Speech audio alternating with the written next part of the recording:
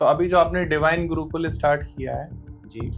उसके बारे में थोड़ा-सा बताइए कि वो कॉन्सेप्ट क्या है? उसकी फीस स्ट्रक्चर आपने क्या रखा है? तो गुरुकुल जो है एक ऐसा माहौल आपको क्रिएट करके देगा जिसमें आपके लिए पढ़ना आसान हो जाएगा, बाकी काम करना थोड़ा-सा कठिन हो जाएगा। तो कितने लोगों की टीम लेके आपने डिवाइन गुरुकुल को स्टार्ट किया? कितने लोगों का आपने स्टाफ रखा हुआ है? टीचिंग स्टाफ जो है पर सब्जेक्ट जो है हमने रखा है, जिसे तो जो इंस्टीट्यूट आपने स्टार्ट करा है, क्या उसमें लड़के-लड़कियाँ दोनों एक साथ पढ़ेंगे या दोनों को अलग-अलग करा है आपने? अभी जो है स्टार्टिंग में जो है बॉयज़ अलग रहेंगे, गर्ल्स अलग रहेंगे। कुछ माँ-बाप के सवाल रहते हैं कि खाने-पीने के लिए क्या दिया जाएगा? क्या प्रबंध है? कितने टाइम मील होगी? मील में क्या खिलाएँगे आप? घर के जैसे ही है, एक तो नियम है कि ब्रेकफास्ट होगा, डिनर होगा, लंच होगा। ये तो 3 टाइम है। इसके बाद भी यदि बच्चे को भूख लग ही जाती है, डिमांड करके बनवा के खा सकता है। अपनी कोचिंग है, अपना किचन है। मुझे वो कुछ 5 कॉमन कमियाँ बताओ जो बच्चे गलती करते हैं आज के टाइम में कॉम्पिटिटिव एग्ज़ाम की तैयारी करते हुए। सफलता के सूत्र खोजते हैं, लेकिन सफलता के सूत्र को अपने जीवन में उतारते नहीं हैं। द्वंद्व कहाँ तक पाला जाए, युद्ध कहाँ तक टाला जाए, तुम भी राणा का वंशज है, फेंक जहाँ तक भाला जाए। नमस्कार दोस्तों, राधे राधे। स्वागत है आपका एक और नए पॉडकास्ट में। तो आज के पॉडकास्ट में हम बात करने वाले हैं उन बच्चों के भविष्य के बारे में जो तैयारी कर रहे हैं सरकारी नौकरी की। हर एक माँ बाप का सपना होता है कि बड़ा होके उसके बच्चा किसी अच्छी सरकारी पद पे जाए, नौकरी करे, तैयारी करे। लेकिन बच्चों का क्या सपना होता है, ये बच्चों से कोई नहीं पूछता, कोई पता नहीं करता कि बेटा आप क्या करना चाहते हो, आप क्या बनना चाहते हो। दूसरी बात हम करते हैं कि कोई अगर बच्चा बनना भी चाहता है कि भाई मैं अच्छी पोस्ट पे जाऊँ, अच्छी गवर्नमेंट जॉब करूँ, तो कहाँ से बेहतर तैयारी हो सकती है? वो ऐसे कौन से करिकुलम या सिलेबस हैं, जिनको पढ़ के लोग आज इस पोस्ट पे पहुँचे हैं? तो एक सही तरीका क्या है तैयारी करने का? किस कोचिंग इंस्टीट्यूट से करूँ? अब कोचिंग इंस्टीट्यूट तो देखो मैं सीधे बोलूँगा कि आज के टाइम में एक बिज़नेस है। एक वो दौर हुआ करता था, जब ज्ञान का कोई मूल्य नहीं होता था, गुरु ज्ञान देते थे और जो बच्चे थे तो वो शिक्षा को लिया करते थे। लेकिन अब एक बिज़नेस का पार्ट बन गया है। तो जिसमें लोगों को इससे कोई फ़र्क नहीं पड़ता कि आपका सिलेक्शन हो या ना हो। बस उनको अपनी फ़ीस टाइम पर चाहिए। लेकिन आज जो पॉडकास्ट जो गेस्ट हमारे साथ मौजूद हैं, राजेंद्र सर। नमस्कार सर, राधे-राधे। नमस्कार सर, कैसे हो? बढ़िया है सर। सर सालों से बच्चों को तैयारी करा रहे हैं, बहुत सालों से। और अभी उन्होंने एक नई चीज़ आपके सामने लेकर आए हैं, गुरुकुल डिवाइन के नाम से एक इंस्टीट्यूट स्टार्ट किया है। तो राजेंद्र सर एक नई चीज़ लेकर आए हैं आवासीय सुविधा के साथ में। आवासीय सुविधा मतलब आप एक ऐसी जगह पे रहोगे जहाँ पे आपकी फिजिकल ट्रेनिंग भी होगी, मेंटल ट्रेनिंग भी होगी, एजुकेशन भी होगी, सिलेबस भी सिखाया जाएगा। मतलब आप जो है एक अभ्यर्थी बन के नहीं, एक कंप्लीट एक कॉम्पिटिटर बनकर वहाँ पर आओगे, चैंपियन बनकर वहाँ से जाओगे। वहाँ पे आपको ऐसा परिवेश मिलेगा कि आप चौबीसों घंटे उनकी निगरानी में रहोगे, कितनी देर आप पढ़ रहे हो, क्या आप खा रहे हो, कोई डिस्ट्रैक्शन नहीं, कंप्लीट अनुशासन और डिसिप्लिन के साथ आपको वहाँ पे रहने की सुविधा मिलेगी। तो इसकी शुरुआत कैसे हुई, कैसे उन्होंने इस आइडिया को लेकर आए और लोगों को कैसे तैयारी करा रहे हैं, इस कंप्लीट पॉडकास्ट में हम इस चीज़ को लेके चर्चा करेंगे। तो मैं सभी से अनुरोध करूँगा कि अगर आप जो है गवर्नमेंट जॉब की प्रिपरेशन कर रहे हैं, सरकारी नौकरी की तैयारी कर रहे हैं या करना चाहते हैं या आपके जानकारी में कोई बच्चा ऐसा है जो इसकी तैयारी कर रहा है, तो ये वीडियो को पूरा अंत तक देखना क्योंकि यहाँ पे हम हर एक सुविधा के बारे में बात करेंगे जो कि गुरुकुल डिवाइन में दी जा रही है। तो राजेंद्र सर सबसे पहले तो बहुत-बहुत स्वागत है आपका कि आप बहुत दूर से आज आप समय निकाल कर यहाँ आए। सबसे तो पहले उसके लिए धन्यवाद। तो सबसे पहले मैं आपसे कहूँगा कि आप अपना एक शॉर्ट इंट्रोडक्शन दें सो दैट हमारी ऑडियंस आपसे कनेक्ट हो पाए। जी, मैं राजेंद्र सर, पहले जो है मैं 2014 से लेकर 2021 तक प्रयागराज में डिवाइन करियर इंस्टीट्यूट के नाम से एक संस्था रन कराया। उसमें हमारे 4 सहयोगी रहे और 2014 से लेकर 2021 तक हम लोगों ने लाखों बच्चों को जो है मार्गदर्शन दिया, हुँ, गाइड किया और उसमें से ढेर सारे बच्चे सेलेक्ट भी हुए। और जैसा कि प्रतियोगी परीक्षा के मूल में ही है कि हर एक बच्चा सेलेक्ट नहीं हो सकता, तो मैक्सिमम बच्चे जो है वहाँ से सेलेक्ट हुए और जो बच्चे सेलेक्ट नहीं हुए उन्होंने अपने जीवन में एक तार्किक पक्ष, वैज्ञानिक सोच हमसे सीख कर गए और जीवन के जिस भी क्षेत्र में हैं, उस क्षेत्र में काफ़ी बेहतर वो काम कर रहे होंगे, ऐसी मैं उम्मीद करता हूँ। तो पहली बार आपने टीचिंग करना कब स्टार्ट किया और टीचिंग को आपने कब सोचा कि अब अपना प्रोफेशन भी बना लेते हैं, अपने शौक को अपना काम बना लेते हैं? देखिए, टीचिंग की स्टार्टिंग तो हमने बचपन में ही कर दिया था। लगभग क्लास 5th में जब मैं पढ़ाई कर रहा था, उसी समय गाँव के बाहर जो है एक रूम था, जहाँ पे वो सिंचाई वाला पंप लगा होता है। जी, तो वहाँ पे खाली था, तो गाँव के बच्चों को हमने इकट्ठा किया और इकट्ठा करके और उन बच्चों को पढ़ाना शुरू कर दिया। जी, और जो गाँव के गार्जियन थे, उन बच्चों के जो गार्जियन थे, वो गार्जियन जो है बड़ी खुश हुए कि ये तो बड़ी बढ़िया काम कर रहा है। तो उन्होंने उस समय जो है मुझे ₹1.5 पर स्टूडेंट के हिसाब से जो है फ़ी भी पे किया था। अरे वाह! उसके बाद क्लास 7th में जब मैं पहुँचा था, तो उस समय मैं जो है एक स्कूल में जो है पढ़ाने के लिए जो है अपना स्कूल छोड़ देता था, दूसरे स्कूल में पढ़ाने के लिए जाता था। हमारे भैया जो है हमको पढ़ा रहे थे, घर पे पूरा पढ़ाई का देख-रेख वही करते थे क्योंकि पिताजी जॉब करते थे। जी, तो भैया को किसी ने बताया कि वो फला स्कूल में इस समय मैं देखा हूँ उसको पढ़ाते हुए, तो उनको विश्वास नहीं हुआ क्योंकि वो ये समझ रहे थे कि ये तो स्कूल जाता है, अपने स्कूल पढ़ने जाता है। तो अचानक एक दिन भैया जो उस स्कूल में पहुँच गए, जिस स्कूल में मैं पढ़ा रहा था। तो वहाँ पे पहुँचने के बाद जो है भैया जो है हमको बुलाए, बुलाने के बाद जो है उम्र कम थी और भैया जो है क मेरी पिटाई भी कर दिया करते थे। तो मैं सोचा कि इन सारे बच्चों को मैं पढ़ाता हूँ, इन्हीं बच्चों के सामने आज मार खाऊँगा। तो डरते-सहमते जो है फिर मैं क्लास से बाहर निकला, उनके पास गया, लेकिन भैया ने काफ़ी समझदारी दिखाई, बच्चों के सामने पीटा नहीं मुझे। उन्होंने कहा कि अच्छा तुम यहाँ पे आए हो, ठीक है घर पे आओ, तुम्हारे भाभी की तबीयत खराब है। जबकि ऐसा कुछ था नहीं, बस एक बहाना उन्होंने बनाया कि यहाँ से जो है ये घर को चला आए। घर पे जब मैं पहुँचा तो पहुँचने के बाद जो है उन्होंने हमारे स्कूल की फ़ी और ट्यूशन फ़ी दोनों जो है काउंट कराई। काउंट कराने के बाद जो है लगभग ₹1000 पर मंथ जो है उस समय जो है हमारे ऊपर जो है पढ़ाई में वो खर्च कर रहे थे। फिर हमसे पूछा कि वो स्कूल वाला तुमको कितना देगा? मैंने कहा ₹250 देगा। उन्होंने कहा कि अभी भी ₹750 का नुकसान कर रहे हो। ₹1000 मैं निवेश कर रहा हूँ और तुम ₹250 कमाने के लिए जो है चले गए। तो उन्होंने एक बात उन्होंने सिखाई उस समय, कहा कि यदि पढ़ाने का ही इतना शौक है तुम्हें, तो ढंग का पढ़ लो कुछ, उसके बाद पढ़ाना। जी, तो फिर आगे ऐसे जर्नी बढ़ी। हाई स्कूल जब मैं पास किया, फिर नहीं मन माना। फिर जो है जैसे ही हाई स्कूल पास किया, इंटरमीडिएट में पहुँचा, तो हाई स्कूल के बच्चों को टीच करना शुरू कर दिया। उसके बाद इंटरमीडिएट जब पास किया, तो इंटरमीडिएट के बच्चों को टीच करना शुरू कर दिया। मैथ और फिज़िक्स ये दोनों सब्जेक्ट में उनको पढ़ाता था। जी, फिर जो है हमारे गाँव का एक बच्चा जो है यूपीएसआई में सेलेक्ट हो गया। तो मैं जो है उससे प्रेरित होके प्रयागराज चला आया। प्रयागराज आने के बाद कॉम्पिटिटिव एग्ज़ाम का प्रिपरेशन करने लगा जी, और उसी दरमियान जो है कुछ बच्चों ने कहा कि भैया आप यदि कोचिंग खोलते हैं तो आपकी कोचिंग बड़ी बढ़िया चलेगी। तो मैंने कोचिंग ओपन कर दिया और ऐसे जो है ये प्रोफ़ेसर बन गया। कोई बहुत प्लानिंग करके हमने जो है कोचिंग स्टार्ट नहीं किया था। बच्चे जब कोचिंग खोला हमने तो इतना ज़्यादा बच्चों का प्यार मिला, इतना ज़्यादा जो है सहयोग मिला कि कोचिंग जो है हमारी प्रयागराज की सबसे तेज़ गति से मतलब आगे बढ़ने वाली कोचिंग थी क्योंकि बच्चों की उस समय की जो प्रॉब्लम थी, वो प्रॉब्लम जो है हमारी कोचिंग जो है सॉल्व कर रही थी। क्या प्रॉब्लम थी? मैथ में उस समय जो है बच्चों को जो है ट्रिकी मैथ सिखाई जाती थी और मैं जो है बेसिक मैथ जो है बच्चों को सिखाना शुरू किया था। बेसिक पढ़ाता था, कॉन्सेप्ट देता था और एग्ज़ाम का पैटर्न जो है चेंज हो चुका था। जी, एग्ज़ाम का पैटर्न पहले ऐसा था कि फिक्स्ड जो है एक पैटर्न था।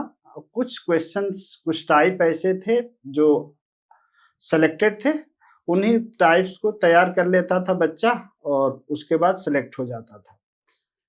लेकिन जिस समय मैं कोचिंग में पढ़ाना शुरू किया उस समय एग्जाम का पैटर्न चेंज हो रहा था। अब कॉन्सेप्ट जो है बच्चे का चेक किया जा रहा था कि बच्चे की अपनी कुछ समझ है कि नहीं उस टॉपिक में। तो जो पैटर्न वाले जो क्वेश्चन थे, ट्रेडिशनल जो क्वेश्चन थे, उन क्वेश्चंस के अलावा नए क्वेश्चन जो है बच्चों से पूछे जाते थे और जो ट्रिक तैयार करके बच्चे जा रहे थे उनका पेपर खराब हो जा रहा था। और मैं जो है कॉन्सेप्ट लेकर बच्चों को पढ़ाना शुरू किया तो काफ़ी बच्चे जो है पढ़ के जो है मैथ में बेहतर करने लगे और बहुत ढेर सारे बच्चे जो है एक साथ जो है सेलेक्ट होना शुरू कर दिए। इस तरह से जो है जो शौक था मेरा वो धीरे-धीरे करके व्यवसाय में तब्दील हो गया। कोई ऐसा स्टूडेंट जो आपको याद रह गया हो, यादगार हो कि वो बच्चा बहुत ही सफल हुआ, जो आज आप कैमरे पर बताना चाहें? बच्चे तो ढेर सारे सफल हुए हैं। अभी जैसे प्रभात पांडे नाम का एक लड़का है, जीएसटी इंस्पेक्टर है और 16 या 17 तारीख को जो है प्रयागराज आने के लिए मैसेज किया था कि मैं आऊँगा सर तो आपसे मिलूँगा। अभी कुछ दिन पहले एक लड़का और था रेलवे में सेलेक्ट हुआ है और वो बच्चा जो है मुझसे जो है डिमांड करके चैप्टर पढ़ा है। ऐसे कहता था कि सर ये चैप्टर जो है इस संडे को जो है एक्स्ट्रा क्लास में पढ़ा दीजिए। जी। और जब वो बच्चा सेलेक्ट होके आया था, अभी मुश्किल से 3-4 दिन पहले की बात है, जो बच्चा सेलेक्ट होके आया तो उसके अंदर जो भाव था एक शिक्षक के प्रति जो सम्मान था, वो मतलब देखने लायक था। मैं किसी बच्चे को अपने झुकाना नहीं चाहता हूँ क्योंकि मैं पाइप का कम पानी की ज़्यादा कद्र करता हूँ। तो मैं चाहता हूँ कि बच्चा जो है शिक्षा को ज़्यादा महत्व दे। शिक्षक एक ज़रिया है, तो शिक्षा तो विजुअल है नहीं, दिखती तो है नहीं, तो प्रतीक है, एक सिंबल है कि शिक्षा का यदि हम रिस्पेक्ट कर रहे हैं तो शिक्षक का रिस्पेक्ट करना होगा। नहीं, तो ये तो आपकी उदारता है। मुझे ऐसा लगता है कि माँ-बाप के बाद अगर कोई सबसे बड़ा आपका शुभचिंतक है तो आपका शिक्षक ही है। माता-पिता जो है काफ़ी बेहतर जो है अपने बच्चे के बारे में सोचते हैं, भलाई के लिए हर संभव प्रयास करते हैं, लेकिन किसी की भलाई करने के लिए भी समझ का होना आवश्यक है।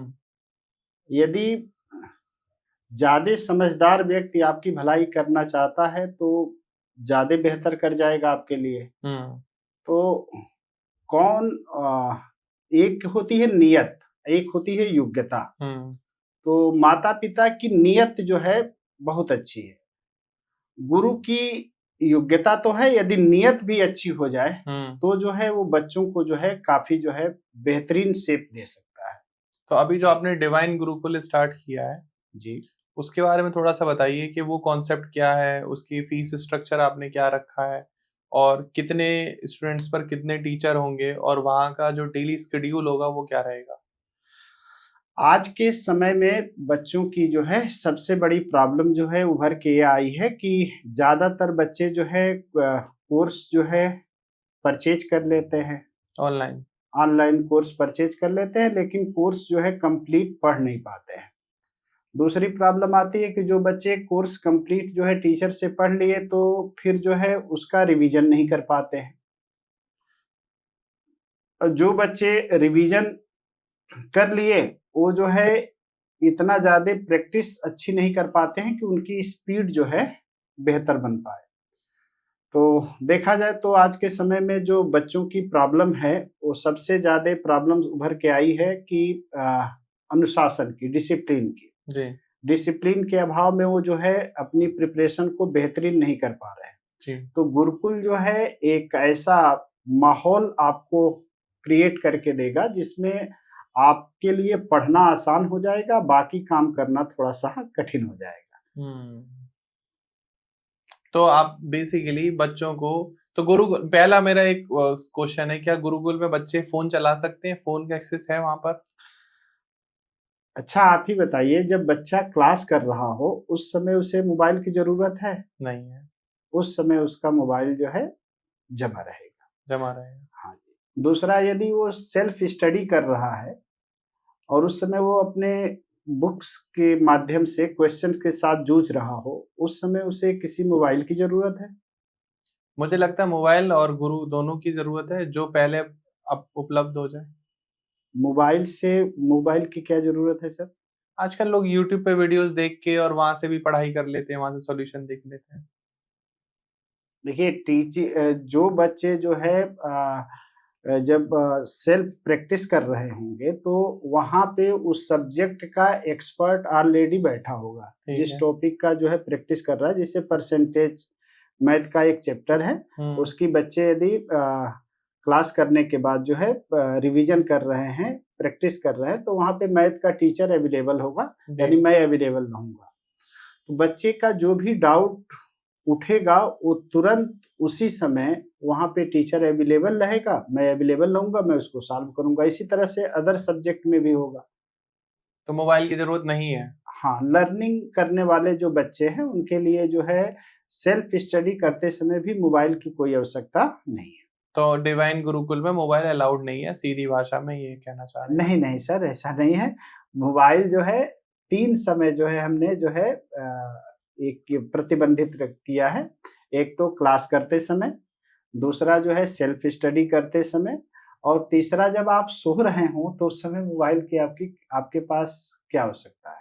ये अच्छा, 3 समय जो है मोबाइल जो है बच्चे के पास नहीं होगा, बाकी समय वो अपना मोबाइल अपने पास रख सकता है। रिस्ट्रिक्टेड मतलब ये है कि आप जमा करवा देंगे, हाँ, लॉकर तो रूम आप लोग। ये 3 जो मतलब है, उस समय जो है उसके पास मोबाइल नहीं रहेगा। क्लास करते समय, दूसरा जो है सेल्फ स्टडी करते समय, और तीसरा स्लीपिंग करते समय, सोते समय। कुछ माँ-बाप के सवाल रहते हैं कि खाने-पीने के लिए क्या दिया जाएगा? क्या प्रबंध है?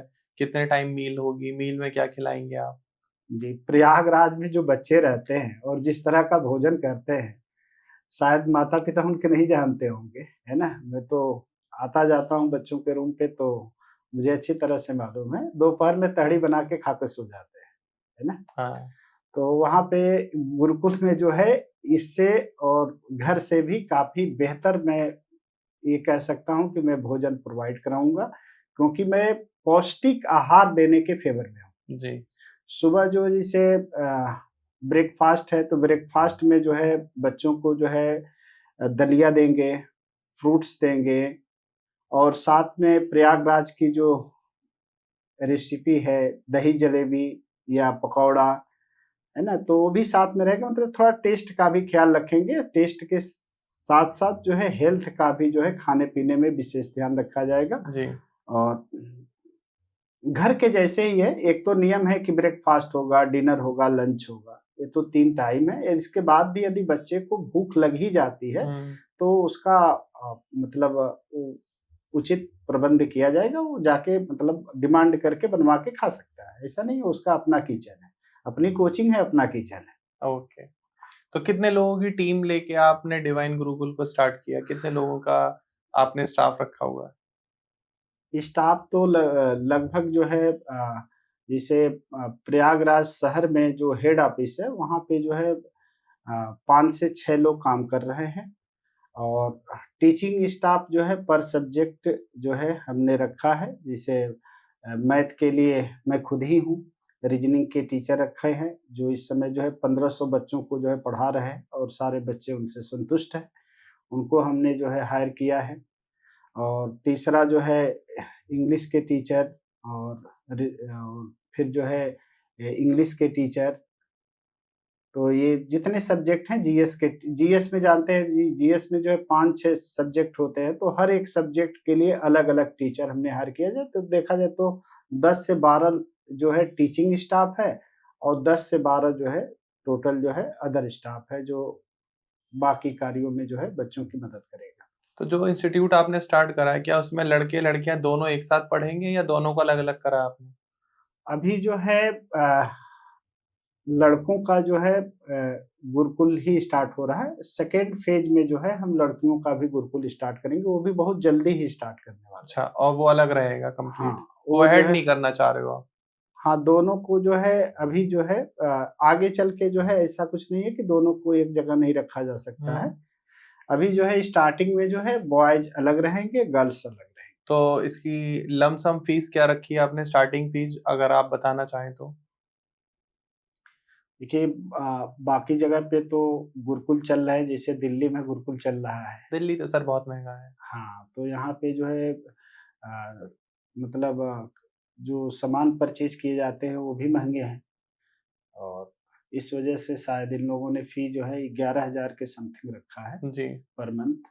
लेकिन हमने वहाँ के हिसाब से जो है कास्ट जो है कैलकुलेट किया है, हुँ, तो हमने 7,000 रुपए जो है पर मंथ जो है बच्चों का जो है फ़ी जो है डिसाइड किया है। और ठीक है। साथ-साथ आपको एक जानकारी और दे दें, जी, जो बीपीएल कार्ड जिन बच्चों के पास है, यानी जो लोअर पॉवर्टी लाइन के हैं बच्चे, उनके लिए हमने 10% जो है सीट जो है आरक्षित रखी है, ठीक है। 50% फी में जो है डिस्काउंट कर रखा है। 50% डिस्काउंट है जी। फीस में, मतलब उनको 3,500 देने पड़ेंगे। हाँ जी, हाँ जी।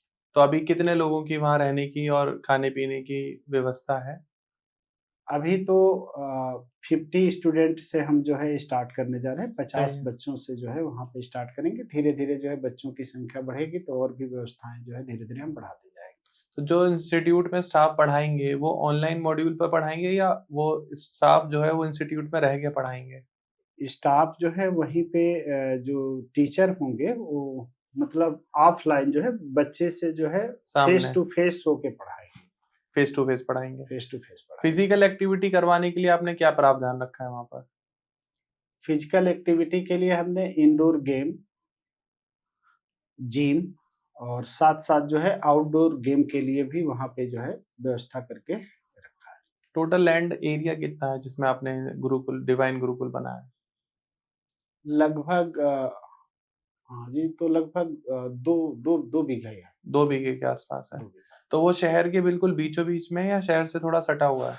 नहीं, शहर के बीचों-बीच लेने पे जो है कास्ट काफ़ी बढ़ हाँ, बढ़ जाएगी, जाएगी। तो और सारी कास्ट जो है बच्चों को ही देना पड़ेगा, तो मैं नहीं चाहता था कि इस तरह का बर्डन बच्चों के ऊपर आए। हुँ, और पढ़ाई के लिए जो-जो ज़रूरी चीज़ें हैं, वो सारी चीज़ें वो बच्चों को जो है वहाँ पे अवेलेबल हो जाएँगी और शहर से बहुत दूर भी नहीं है हुँ। और बिल्कुल शहर में भी नहीं है। शहर से मात्र जो है सिटी से जो है संगम जानते होंगे आप, हाँ, तो सुना है। संगम से जो है उसका डिस्टेंस जो है 12 किलोमीटर है। ठीक है। और क्या आपने उसमें जो करिकुलम है, जो किताबें हैं, वो भी रखी हुई हैं पढ़ाने के लिए? किताबें जो है, बुक्स जो है हम सेलेक्ट करके देंगे क्योंकि आज के समय में बच्चों की सबसे बड़ी प्रॉब्लम यही है कि हम क्या पढ़ें और क्या ना पढ़ें। जी, तो ये प्रॉब्लम जो है गुरुकुल में तुरंत सॉल्व हो जाएगी। ब बुक्स जो है सेलेक्ट करके दिया जाएगा, सेलेक्ट करके जो दी जाएगी पुस्तकें वहाँ से उनको प्रैक्टिस करना होगा और साथ-साथ कोचिंग का अपना जो है स्टडी मटेरियल भी है, तो वो स्टडी मटेरियल भी बच्चों को प्रोवाइड कराया जाएगा। कोचिंग का जो स्टडी मटेरियल है, वो किसने प्रिपेयर किया? आपने खुद किया है या आपने किसी एक्सपर्ट से प्रिपेयर कराया है? जैसे मैथ का जो स्टडी मटेरियल है, वो तो हमने अपना खुद ही प्रिपेयर किया है ठीक है। और अदर सब्जेक्ट का जो स्टडी मटेरियल है, वो टीचर अपना-अपना जो है मैंने कई सारे ऐसे संस्थाओं को सुना है, जो ये कहते हैं कि अगर आपका चयन 1 साल के अंदर नहीं हो पाता है, तो हम आपको फ्री ऑफ कॉस्ट रखेंगे, उसकी सुविधा फ्री ऑफ कॉस्ट देंगे या फीस को कम कर देंगे। ऐसी कोई सुविधा है आपके यहाँ पर? हमारे यहाँ जो है जिसे एक बार जो है बच्चा जब जॉइन करेगा तो 8 महीने का उसका लर्निंग प्रोग्राम है। 8 महीने वो लर्निंग प्रोग्राम को जॉइन करेगा, सीखेगा और सीखने के बाद जो है वो बच्चा जो है वहाँ से चला जाएगा। उसके बाद जब-जब उसका एग्ज़ाम आएगा तब-तब वो सेंटर आना चाहता है तो आ सकता है और आके जो है जैसे एग्ज़ाम का डेट आया, एग्ज़ाम का डेट आने के बाद जो है 2 से 3 महीने के बाद जो है एक मतलब एग्ज़ाम हो जाते हैं। तो 2 से 3 महीने उसको जो है रिवीज़न के लिए समय मिलता है, तो 2 से 3 महीने आके पुनः जो है गुरुकुल जॉइन करना चाहे तो जॉइन करके और जो है वो अब अपनी पढ़ाई कर सकता है। हाँ जी। लेकिन 8 महीने पूरे होने के बाद भी अगर कोई रहना चाहता है कि सर जब तक मेरा चयन नहीं होता मैं यहीं रहूँगा, तो रह सकता है? हाँ जी, रह सकता है। ठीक है। वो कुछ प्रे माँ वो जो है सिलेक्शन बैच में जो है चला जाएगा। सिलेक्शन बैच में चला जाएगा। जी। और इंस्टीट्यूट में सिलेक्ट करने के लिए भी आपने कोई एग्ज़ाम रखा हुआ है कि पहले हम ये टेस्ट लेंगे, तभी बच्चों को अंदर बुलाएँगे? देखिए जैसे जो फाउंडेशन बैच में इस तरह की कोई मतलब क्राइटेरिया हमने डिसाइड नहीं किया है। जो भी बच्चा फ्रेशर है वो आके जो है फाउंडेशन बैच को ज्वाइन कर सकता है। ठीक है। लेकिन जो सिलेक्शन बैच है, उस सिलेक्शन बैच में 2 तरह के बच्चे आ रहे हैं। एक तो जो ऑलरेडी किसी पोस्ट पे सेलेक्ट है, वो आते हैं सिलेक्शन बैच को ज्वाइन करने। जैसे कोई बच्चा यूपीपी में सिलेक्टेड है और वो जो है यूपीएसआई का फॉर्म भरा है। ठीक है। तो यूपीएसआई का प्रिपरेशन करने के लिए वो जो है आके जो है गुरुकुल में जो है 2 से 3 महीने प्रैक्टिस करना चाहता है, एक उचित माहौल में रहना चाहता है जहाँ पे पढ़ाई करना काफ़ी आसान हो जाए। तो वो गुरुकुल का चयन करता है, तो ऐसे में उस बच्चे का कोई टेस्ट लेने की आवश्यकता है नहीं, क्योंकि वो ऑलरेडी सिलेक्टेड है। तो सिलेक्शन ही उसका बता रहा है कि पढ़ने का लेवल, पढ़ाई का लेवल उसका ठीक-ठाक है। ठीक है। लेकिन यदि कोई बच्चा अदर इंस्टीट्यूट से पढ़ाई किया हुआ है या हमारे ही इंस्टीट्यूट से पढ़ाई किया हुआ है ना? लेकिन वो जब सिलेक्शन बैच में आना चाहता है, तो ऐसी स्थिति में उसको मिनिमम जो है 40 से 50% हमने रखा है कि बहुत रियायत किया जा सकता है। तो 40% मिनिमम जो है उसको जो है प्रीवियस ईयर एग्जाम के जो क्वेश्चंस होंगे उन्हीं से एक पेपर बना के दिया जाएगा, उसको उसे क्वालिफाई करना होगा, अन्यथा सिलेक्शन बैच में उसका एडमिशन नहीं लिया जाएगा। ठीक है। तो सिलेक्शन बैच के अगर बच्चों को कोई ऑनलाइन एग्जाम देना है, क्योंकि आजकल तो ऑनलाइन एग्जाम का भी प्रावधान आ गया है, तो उसके लिए आपने क्या फैसिलिटी रखी हुई है? उसके लिए हमने कंप्यूटर लैब वहाँ पे बना के रखा है। तो ठीक है। कंप्यूटर लैब जो है सिलेक्शन बैच के बच्चों के लिए स्पेशली जो है मतलब डिजाइन किया गया है। ठीक है। उन्हीं के लिए बनाया ही गया है, ताकि वो जो है अपना डाउट्स जो है ऑनलाइन भी किसी अदर टीचर से क्लियर करना चाहें तो उससे भी क्लियर कर सकते हैं। और साथ-साथ जो है टेस्ट सीरीज जो है, यदि ऑनलाइन वो प्रैक्टिस करना चाहते हैं तो उसके लिए भी मतलब हमने फैसिलिटी रखा है। ठीक है। तो अगर कोई बच्चा सिलेक्शन बैच में है और वो आपकी कोचिंग के बाहर के किसी अध्यापक से संपर्क करके अपना डाउट क्लियर करना चाहता है, तो क्या वो कर सकता है? हाँ जी, कर सकता है। आपको इससे कोई समस्या नहीं है? नहीं, नहीं। क्या आप बाहर के टीचर से क्यों पढ़ रहे हो? नहीं, उसका बच्चे का जो मतलब लक्ष्य है वही हमारा भी लक्ष्य है। बच्चा हमारे यहाँ आया है तो वो भी चाहता है कि हम सेलेक्ट हों और हम भी चाहते हैं कि उसका सिलेक्शन हो, है ना? तो इससे हमें कोई फ़र्क नहीं पड़ता है कि वो कहाँ से सीख रहा है ना? ये फ़र्क है। हाँ, नहीं, इससे कोई फ़र्क नहीं पड़ता है। अच्छा, लगभग आप थोड़ा बता सकते हैं प्रयागराज में कितने इंस्टीट्यूट होंगे जो ऐसा काम कर रहे हैं आपकी नज़र में? वो प्रयागराज तो में पूरा गढ़ ही है क्योंकि इस तैयारी का। हाँ जी, हाँ जी। प्रयागराज में ये पहला इंस्टीट्यूट है पहला हमारा, इंस्टीट्यूट है। पहला इंस्टीट्यूट है। इस तरह के इंस्टीट्यूट जो है अदर सिटी जैसे आप राजस्थान में चले जाएँगे, कोटा है, वहाँ पे चलता है, दिल्ली में चलता है, लेकिन प्रयागराज का ये जो है, जहाँ तक मेरी जानकारी है, ये पहला इंस्टीट्यूट पहला इंस्टीट्यूट है। जी। तो ये तो जितने भी बच्चे प्रयागराज से देख रहे हैं इस वीडियो को या इंडिया के किसी भी क्षेत्र से देख रहे हैं और वो चाहते हैं कि शुद्ध वातावरण में अच्छी जगह पर तैयारी करना चाहते हैं जिसका नाम है डिवाइन गुरुकुल, तो आप संपर्क कर सकते हैं राजेंद्र सर से। राजेंद्र सर का नंबर आपको स्क्रीन पर आ रहा होगा, साथ में डिस्क्रिप्शन में भी आपको पूरी डिटेल मिल जाएगी, नाम, number, social media handle, YouTube channel और जो भी बच्चा तैयारी करेगा उसकी भी कुछ-कुछ वीडियोज़ यूट्यूब पे, इंस्टाग्राम पे आती रहा करेंगी कि वहाँ का माहौल कैसा है, परिवेश कैसा है, वहाँ की फैसिलिटी कैसी है, वो आप यूट्यूब के माध्यम से पूरी अपने घर पे बैठ के निश्चिंत रूप से होके देख सकते हो। अगर आपका बजट कम है, कम फीस में तैयारी करना चाहते हो तो ₹7000 बहुत कम चार्ज है, जिसमें आपको रहना भी मिल रहा है, खाना भी मिल रहा है और आपकी तैयारी भी हो रही है। कंप्यूटर लैब भी आप जो है फाउंडेशन बैच से अगर सिलेक्शन बैच में जाते हो तो। और राजेंद्र सर को सालों का अनुभव है, ये तो इसकी तो कोई मैं कह सकता हूँ फीस ही नहीं है, तो अमूल्य चीज़ है, तो आप संपर्क कर सकते हो। अब हम चर्चा करते हैं सर आगे, डिवाइन गुरुकुल में डिसिप्लिन को मेंटेन करने के लिए आपने कौन-सी पॉलिसीज़ बनाई हैं? डिसिप्लिन को मेंटेन करने के लिए डेली रूटीन जो है बच्चे को दिया जाएगा कि इस निर्धारित समय में आपको यह निर्धारित वर्क जो है करना है। ठीक है। जैसे क्लास का टाइमिंग 9 से 11 है, तो 9 से 11 में आप क्लास ही करेंगे। जी। खाने का भी समय निर्धारित कर दिया जाएगा कि इस समय जो है आप लंच करेंगे, इस समय आप डिनर करेंगे, इस समय आप जो है प्लेग्राउंड में होंगे। इस समय आप एंटरटेन कर रहे होंगे, जिससे वहाँ पे जो है कभी-कभी जो है सांस्कृतिक कार्यक्रम भी मैं आयोजित करूँगा, जिससे बच्चों का मनोरंजन हो सके और बीच-बीच में जो है टूर भी लेके जाऊँगा। तो ये तो डेली रूटीन में नहीं आता है। डेली रूटीन में जो है हम फिर से लौट आते हैं, तो डेली रूटीन जो है बच्चों के पास होगा, जिसको फॉलो करेंगे और उसकी वजह से जो है वो उनका डिसिप्लिन जो है मेंटेन हो जाएगा। मुझे वो कुछ 5 कॉमन कमियाँ बताओ जो बच्चे गलती करते हैं आज के टाइम में कॉम्पिटिटिव एग्ज़ाम की तैयारी करते हुए? प्रतियोगी परीक्षाओं की प्रिपरेशन करते समय बच्चे जो है, पहली बात तो ये है कि सफलता के सूत्र खोजते हैं, लेकिन सफलता के सूत्र को अपने जीवन में उतारते नहीं हैं। जैसे कि? जैसे मान लीजिए आपकी तबीयत खराब है, तो आप जो है उसकी दवा पूछ रहे हैं, जी। ठीक है, बढ़िया है, दवा जानेंगे नहीं तो फिर जो है उसका इलाज कैसे शुरू होगा? तो आप दवा पूछ रहे हैं, किसी डॉक्टर ने आपको बता दिया कि आपको फीवर है तो आपको पैरासिटामॉल खाना चाहिए। जी। आपने कहा बहुत बढ़िया, लेकिन पैरासिटामॉल आप खा नहीं रहे हैं। तो सफलता के सूत्र केवल सुनने से तो काम चलेगा नहीं। सही बात है। सफलता के सूत्र को अपने जीवन में उतारना भी पड़ेगा। सही बात है। और बच्चे जब जीवन में उतारने की बात आती है तो ऐसी स्थिति में एकनिष्ठ नहीं रहते, फिर दूसरे टीचर से जो है सफलता का दूसरा सूत्र सुनना चाहते हैं। ऐसे जो है बार-बार जो है स्किप करते रहते हैं कि एक टीचर से सफलता का सूत्र सुन लिया, जी। फिर दूसरे टीचर से जो है उसको जीवन में उतारा नहीं, फिर टीचर दूसरा चेंज सूत्र किया। एक निष्ठा नहीं है, एक के प्रति जो है निष्ठा नहीं है कि इसने जो फार्मूला दिया है उस फार्मूले को हम जीवन में अपने उतारे।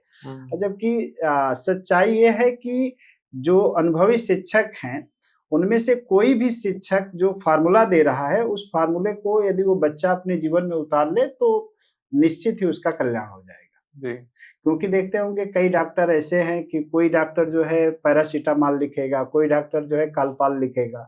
पैरासिटामॉल से भी पेशेंट ठीक हो जाता है, कालपाल से भी पेशेंट ठीक हो जाता है। सही बात है।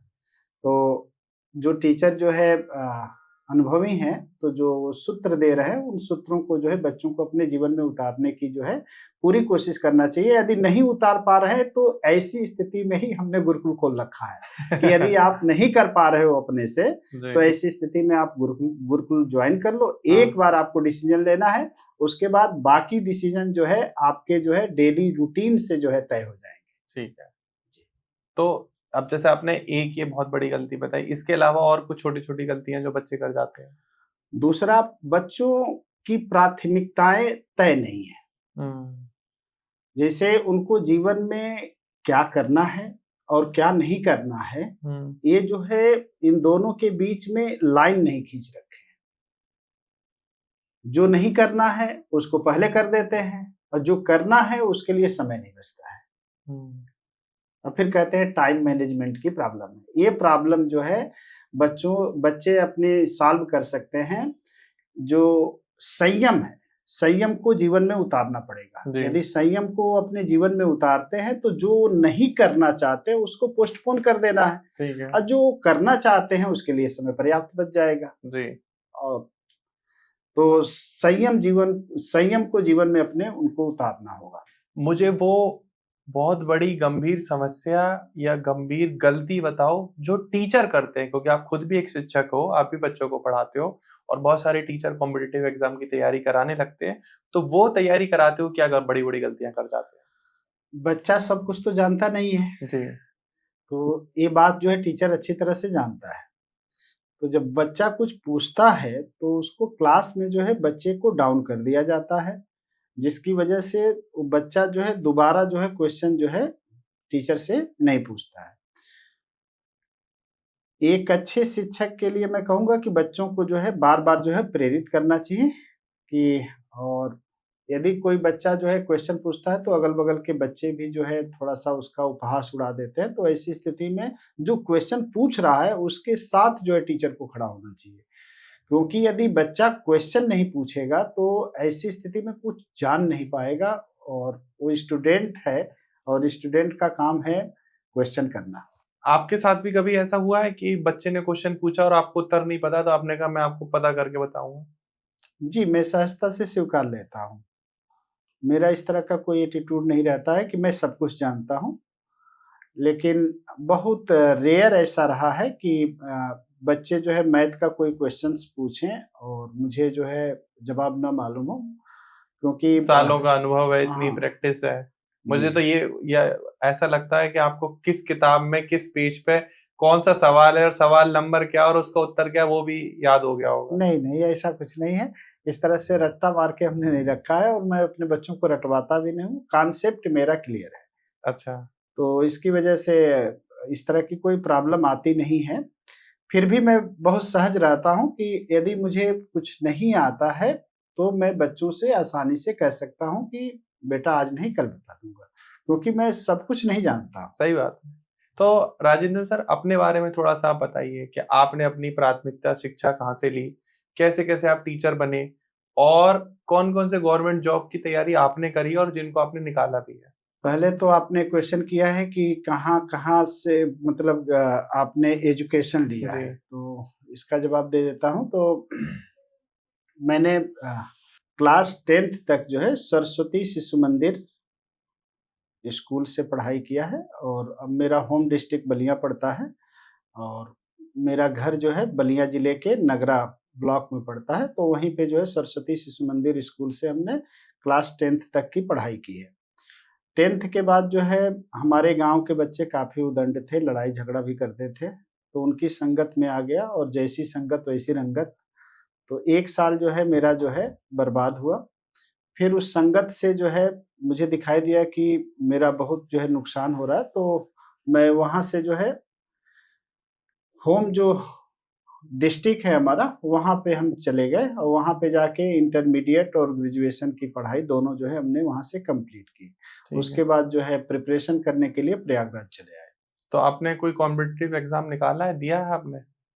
जी, एक बार तो जब मैं अभी जो है बलिया जिला में ही अपनी पढ़ाई कर रहा था, ग्रेजुएशन कर रहा था, उस समय आरपीएफ एसआई का एक एग्ज़ाम होता है और उस एग्ज़ाम को देने मैं पटना गया हुआ था और मेरी कोई तैयारी अच्छी नहीं थी।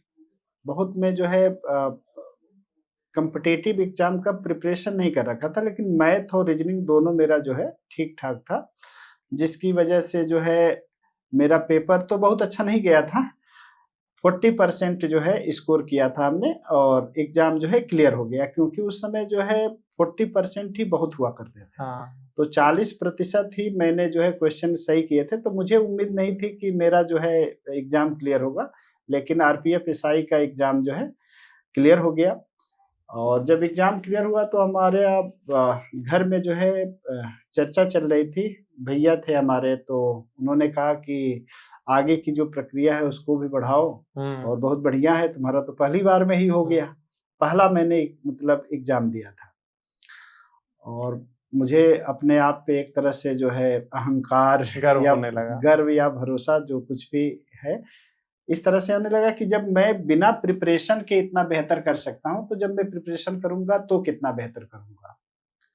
तो भैया ने कहा, तो मैंने कहा कि नहीं, मैं इसमें जो है आगे इंटरेस्ट नहीं लूँगा। तो उन्होंने एक शब्द कहा था उस समय कि बाद में पछताओगे तुम। बात-बात मैं कहा कि ठीक है, पछताना होगा तो पछताएँगे, लेकिन फ़िलहाल तो इसको जो है स्किप करते हैं और मैं यूपीएसआई में जो है ज़्यादा जो है चाहता था कि मेरा यूपीएसआई में हो जाए, क्योंकि यूपीएसआई में हो जाएगा तो ज़िले के अगल-बगल पोस्टिंग हो जाएगी, तो जितने आस-पास के लोग हैं उनके बीच मेरा एक रुतबा बन जाएगा। जी, तो यूपीएसआई में जो है सेलेक्ट होना चाहता था, उसके लिए जो है मैं प्रयागराज जो है आया था। लेकिन चला गया टीचिंग फ़ील्ड में। नहीं, यूपीएसआई में भी हम सेलेक्ट हुए थे। सेलेक्ट हुए थे आप? जी। अच्छा, तो जॉइन क्यों नहीं किया आपने? 2011 में जो है यूपीएसआई का जो एग्ज़ाम है, उस एग्ज़ाम को हमने निकाला था। सेलेक्ट नहीं हुए थे, एग्ज़ाम हमने क्लियर किया था। 2011 का यूपीएसआई का जो एग्ज़ाम था, उस एग्ज़ाम को हमने क्लियर किया था।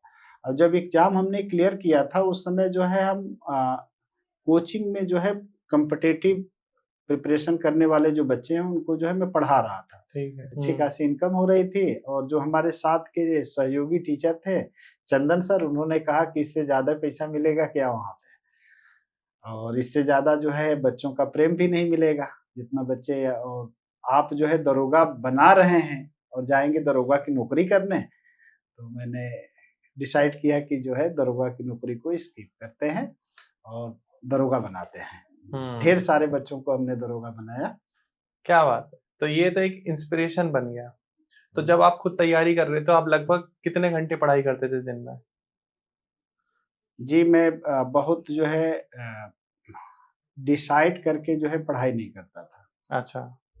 और मैं टीचर इसलिए बन पाया क्योंकि मैं मैथ ही पढ़ता रहता था। एक हमारे सीनियर हुआ करते थे, तो जब भी देखते थे तो कहते थे कि ये तुम्हारा जो है सिलेक्शन बड़ी मुश्किल है, टीचिंग जो है टीचर बनना तुम्हारा जो है तय है। क्योंकि वो जब आते थे तब देखते थे कि मैथ की बुक्स और कॉपी के साथ जो है मैं जूझ रहा होता था। मुझे मैथ के क्वेश्चन सॉल्व करने में बड़ी मजा आता था। जैसे क्वेश्चन जब सॉल्व हो जाते थे ना, तो आपको विश्वास नहीं होगा, मैं नाचता था अकेले कमरे में। कभी कभी क्वेश्चन जो है जिसे आधे एक घंटे के बाद जो है काफी मेहनत के बाद सॉल्व हुए, तो मैं झूम के जो है अकेले कमरे में, कोई देखता नहीं था, उसमें मैं डांस करता था। प्रयागराज में बहुत आम बात है कोचिंग इंस्टीट्यूट पर गोली चलना, बम मार देना। क्या ये आपके साथ भी कभी ऐसी कोई घटना हुई है? योगी जी की सरकार आने से पहले ये सब तो आम बातें हुआ करती थी। हाँ। हाँ जी, हुआ है आपके साथ भी? हमारे साथ भी हुआ है। लगभग हमें जहाँ तक समझ है कि जितने भी कोचिंग इंस्टीट्यूट जो पॉपुलर थे उस समय, उन सारे कोचिंग इंस्टीट्यूट के साथ इस तरह की छोटी-मोटी घटनाएँ, उस ये छोटी-मोटी घटना है प्रयागराज की, है ना? अब जो है योगी सरकार जब से आई है उसके बाद जो है इस तरह का जो है कहीं पर भी न्यूज़ जो है सुनाई नहीं देता है। उस समय तो आम बात थी। अच्छा। हॉस्पिटल पे जो है बम फेंक देना, कोचिंग इंस्टीट्यूट पे बम फेंक देना। 31 दिसंबर तारीख थी और उस दिन जो है 31st को जो है बच्चे जो है सेलिब्रेट करते हैं न्यू ईयर को, तो हमने संस्था जो है बंद रखी थी, बंद कर रखा था, लेकिन शाम को जो है वहाँ पे विजिट करने के लिए जो है मैं गया था। तो बम भी फेंका गया, गोली भी चली थी। अच्छा, जब गोली चली तो हमारे साथ जो है 3-4 जो है दोस्त भी थे। तो उन दोस्तों ने बड़ी-बड़ी मतलब बहादुरी का काम किया। हमको जो है अंदर किया और अपने जो है फ्रंट पे गए, गोली चलने के बाद। लेकिन गोली जब चली थी उस समय तो हम फ्रंट पे थे ही, लेकिन गोली चलाने वाले ने, जो वहाँ पे इलाहाबाद में गोली चलाते थे, बम चलाते फेंकते थे ना, वो दहशत फैलाने के लिए, डराने के लिए ही करते थे। मारना नहीं चाहते। किसी को निशाना नहीं बनाते थे। हाँ। नहीं, किसी को निशाना नहीं बनाते थे। हमेशा जो है, इसीलिए पुलिस में जब कंप्लेन भी किया जाता था तो पुलिस बड़ी हल्के में लेती थी।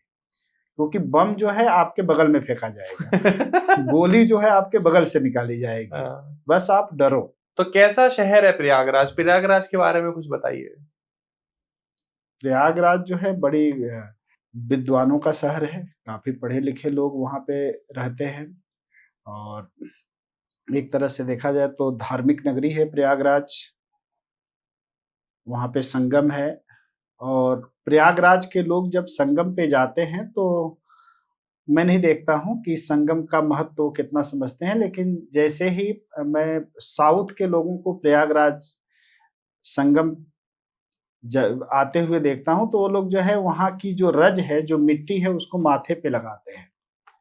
प्रयागराज के लोग ऐसा नहीं करते हैं, लेकिन जो साउथ के लोग आते हैं, अदर जो स्टेट से लोग आते हैं प्रयागराज, वो आने के बाद जो है वहाँ की जो मिट्टी है उस मिट्टी को जो है पहले सर पे लगाते हैं, नमन करते हैं और बड़ी अद्भुत शहर है प्रयागराज। वहाँ पे जो है जो संगम का दृश्य है काफी मनोरम है।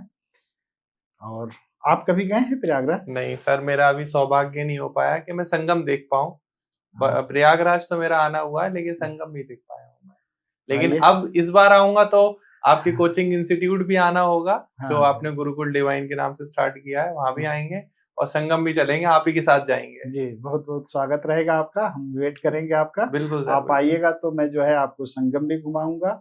और प्रयागराज की शान है कंपनी बाग, जहाँ पे चंद्रशेखर आजाद को जो है चंद्रशेखर आजाद ने खुद को गोली मारी थी, वो स्मारक स्थल भी है वहाँ पे। टेम्पल देखेंगे तो टेम्पल जो है संगम के जस्ट किनारे ही बड़े हनुमान जी का मंदिर है ना, वहाँ हमने पे तो ये लेटे भी हुए हनुमान जी का मंदिर है। और बड़े हनुमान जी संग यहाँ सिविल लाइन के जो हनुमान मंदिर है उनको बड़े हनुमान जी का मंदिर कहा जाता है। इनको जो है स्मार्ट हनुमान भी कुछ लोग कहते हैं। और संगम के किनारे जो है लेटे हुए हनुमान जी का टेम्पल है, काफी श्रद्धालु वहाँ पे आते हैं। और मैंने सुना है प्रयागराज में जो है कोने कोने में किताबों की दुकान और चाय की दुकान बहुत आम बात है। प्रयागराज में चाय की दुकान और हनुमान जी का मंदिर, ये दोनों जो है बहुत जो है प्रचुर संख्या में आपको दिखाई देगा। क्या बात है। मेरी मौसी ने तैयारी करी है वहां से यूपीएससी की, वो बताती थी कि बहुत ही कॉमन जो है व्यवहार रहता है वहां पे। लोग अगर आपको दूध चाहिए तो आपके घर के पास ही गाय लाएंगे, वहीं दूध निकाल के आपको दे देंगे, इतना ईज ऑफ एक्सेस देते हैं। हाँ जी, हाँ जी, इस तरह की भी मतलब सर्विस कुछ लोग प्रोवाइड करते हैं कि शुद्ध दूध की लोगों की बड़ी चाह होती है ना, तो दूध की शुद्धता जो है कि दूध शुद्ध हो, उसमें कोई मिलावट ना हो, तो ऐसी स्थिति में कुछ जो है ग्वाले जो है लोगों को जो है इस तरह की सुविधा जो है मुहैया कराते हैं। क्या बात है। तो जो भी बच्चा या कोई भी पेरेंट्स प्रयागराज से है या उसके आसपास से है, क्षेत्र से है, और खुद तैयारी कराना चाहते हैं बच्चों को, एक अच्छे इंस्टीट्यूट से तैयारी कराना चाहते हैं, चाहे वो यूपीएसआई की हो, एसएससी की हो, सीजीएल की हो या किसी भी रेलवे एग्जाम की हो, बाकी राजेंद्र सर बता देंगे और किस किस एग्जाम की प्रिपरेशन कराने हैं। तो डिवाइन गुरुकुल से आप जुड़ सकते हैं। स्क्रीन पर आपको नंबर आ रहा होगा, साथ में डिस्क्रिप्शन में भी आपको डिटेल मिल जाएगी। अगर आपके दिमाग में कोई सवाल आ रहा है मन में कि क्या ये तैयारी है या ये फैसिलिटी है, क्या ये इक्विपमेंट मिलेंगे, हमारे बच्चे का कब तक सिलेक्शन हो जाएगा, क्या गारंटी है सिलेक्शन की, कितने बच्चों का सिलेक्शन हो रखा है, सक्सेस रेट क्या है, तो आप कमेंट सेक्शन में भी पूछ सकते हो या फिर आप नंबर पे सीधे संपर्क कर सकते हो। तो राजेंद्र सर, थोड़ा सा मुझे ये जानकारी और दें कि किस किस कॉम्पिटिटिव एग्जाम की आप तैयारी कराते हैं बच्चों को, सो दैट कि बच्चों को क्लैरिटी मिले कि वो अगर इस एग्जाम की तैयारी कर रहे हैं तो आपसे संपर्क कर सकें। देखिए, एक तो एसएससी जितने एग्जाम कराती है, वो जैसे एसएससी सीजीएल, सीपीओ का एग्जाम है ना, सीएचएसएल का एग्जाम, एसएससी जीडी का एग्जाम, तो एसएससी जितने भी एग्जाम जो है कराती है वो सारे एग्जाम का प्रिपरेशन जो है हमारे यहाँ बच्चे कर सकते हैं। दूसरा, रेलवे के जो एग्जाम हैं, एनटीपीसी का एग्जाम हो गया, ग्रुप डी का एग्जाम हो गया, तो इसका भी प्रिपरेशन जो है हमारे यहाँ बच्चे कर सकते हैं। यूपी स्टेट लेवल के एग्जाम का प्रिपरेशन करने वाला बच्चा भी हमारे यहाँ जो है प्रिपरेशन कर सकता है। ठीक है। और बैंक का प्रिपरेशन करने वाला भी बच्चा जो है हमारे यहाँ प्रिपरेशन कर सकता है। बैंक में जैसे पीओ की पोस्ट आ जाती है तो उसके लिए भी हमारे संस्था से वो बच्चा जुड़ सकता है। ठीक है। ज्यादा बेहतर तैयारी कहाँ हो सकती है, ऑनलाइन तैयारी करके या फिर गुरुकुल में आके उस परिवेश में रह के तैयारी करें बच्चे? देखिए, जो बच्चे समर्पित हैं वो जो है ऑनलाइन भी कोर्स जो है ज्वाइन करके या बिना कोर्स ज्वाइन किए भी पुस्तक से भी पढ़कर जो है वो अपने सिलेक्शन तक पहुंच सकते हैं। नहीं। लेकिन जो बच्चे जो है क्या करूं क्या ना करूं ऐसी वह पोह में हैं, उन बच्चों के लिए गुरुकुल सबसे बेस्ट ऑप्शन है, क्योंकि सक्सेज ऑफ रेट समझते होंगे आप, परसेंटेज, वो गुरुकुल का सबसे हाई है। ये तो सही बात है। जैसे मैं आपको समझा देता हूँ, जैसे मान लीजिए कोई कोचिंग संस्थान जो है ऑनलाइन जो है बच्चों को टीच कर रही है 5 लाख, मान लीजिए 5 लाख एक साल में बच्चों को उसने टीच किया, तो 5 लाख बच्चों को उसने टीच किया, उसमें से 5000 बच्चे सेलेक्ट हो गए। ये मैक्सिमम मैं बता रहा हूँ, जबकि इतना है नहीं किसी कोचिंग संस्थान का, है ना। न तो किसी कोचिंग संस्थान में, जहां तक मेरी जानकारी है, हो भी सकता है, मैं बिल्कुल निश्चित होकर नहीं कह सकता, लेकिन एक उदाहरण के तौर पे देखते हैं। जिसे 5 लाख जो है ऑनलाइन बच्चा कोई कोचिंग संस्थान पढ़ा रहा है और उसमें से 5000 बच्चे यदि सिलेक्ट होते हैं तो 1% हुआ सक्सेस ऑफ रेट। सही बात है। रेट ऑफ सक्सेस जो है 1% हुआ। लेकिन गुरुकुल में यदि 5 लड़का पढ़ रहा है और उसमें से 1 लड़का सेलेक्ट हो गया तो 20% है सक्सेस ऑफ रेट। सही बात है। तो गुरुकुल में जो है रेट ऑफ सक्सेस जो है सबसे हाई है, बाकी अपेक्षाकृत अन्य जगहों से। ठीक है। और कुछ बच्चे बहुत जल्दी संयम खो देते हैं, तो उनको आप क्या सलाह देना चाहोगे? संयम को सजा न माने। संयम जो है आपका समय और ऊर्जा जी। दोनों सेव करता है। बच्चे किस तरफ ज्यादा भटक रहे हैं, उनके भटकाव का कारण क्या है? मुझे तो लगता है कि वो मोबाइल से ज्यादा भटक जाते हैं। नहीं, यदि मोबाइल से बच्चे भटक जाते तो मोबाइल तो सबके पास होता है, सभी लोग तो भटकते नहीं है। तो मेन कारण क्या है? मेन कारण ये है कि जो हमारी चाहते हैं, जी। वो चाहतों को पूरा करने के चक्कर में जो है हम जो है अपना समय और ऊर्जा जो है कई जगहों पे बिखेर देते हैं। जी। तो ऐसी स्थिति में क्या होता है कि जो हमारी बर्निंग डिजायर होती है, उस बर्निंग डिजायर को पूरा करने के लिए हमारे पास न तो समय बचता है, न तो ऊर्जा बचती है। तो उस बर्निंग डिजायर को कंप्लीट करने के लिए हमें संयम सीखना होगा। जो गैर जरूरी काम है या कम जरूरी काम है, उनको जो है पोस्टपोन करना होगा, उनको टालना होगा। जी। और त्याग करने को मैं नहीं कह रहा हूँ, है ना। जिसे दोस्ती है, तो दोस्ती जो है यदि आपके सिलेक्शन में बाधा बन रही है, तो ऐसी स्थिति में दोस्त का साथ कुछ समय के लिए पोस्टपोन करना होगा और शिक्षक के साथ का चयन करना होगा। फिर आप सेलेक्ट हो जाइए, सेलेक्ट होने के बाद फिर अपने दोस्त के साथ रहिए।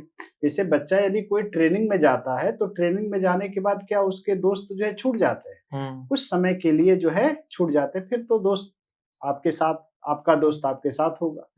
तो यदि दोस्त आपका जो मतलब दोस्त कहीं ऐसा ना हो कि आपके लक्ष्य से जो है ज्यादा मतलब प्राथमिक हो जाए, कुछ समय के लिए दोस्त का साथ जो है छोड़ देना है, यदि दोस्त आपके सिलेक्शन में बाधा बनता है। समझ गए। यदि दोस्त आपके सिलेक्शन में बाधा नहीं है, तो ऐसी स्थिति में बहुत बेहतर है, आप दोनों लोग जो है गुरुकुल ज्वाइन कर सकते हैं। जैसे भगत सिंह थे और सुखदेव थापर, दोनों की मंजिल एक, दोस्त भी थे वो दोनों लोग, है ना। तो दोस्त ऐसा भी तो हो सकता है कि दोनों की मंजिल एक हो, दोनों के सपने एक हो। सही बात है। यदि कुछ साझा नहीं है तो दोस्त कैसा है? शराबी भी दोस्त होते हैं, क्योंकि शराबी में शराब जो है क्या हो जाती है, साझा हो जाती है।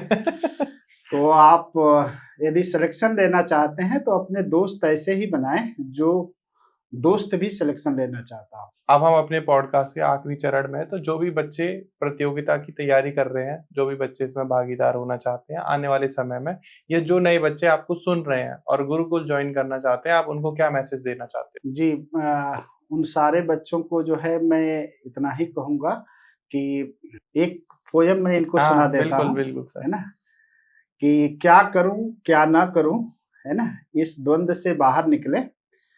और इस पे एक बड़ी अच्छी कविता है, उसको मैं आपको सुना देता हूँ कि द्वंद कहाँ तक पाला जाए, युद्ध कहाँ तक टाला जाए। द्वंद कहाँ तक पाला जाए, युद्ध कहाँ तक टाला जाए। तू भी राणा का वंशज है, फेंक जहां तक भाला जाए। क्या बात है, क्या बात है। तो जो भी बच्चों ने या उनके पेरेंट्स ने हमें अभी तक देखा है, पहले तो आपको दिल से शुक्रिया अपना कीमती समय में देने के लिए।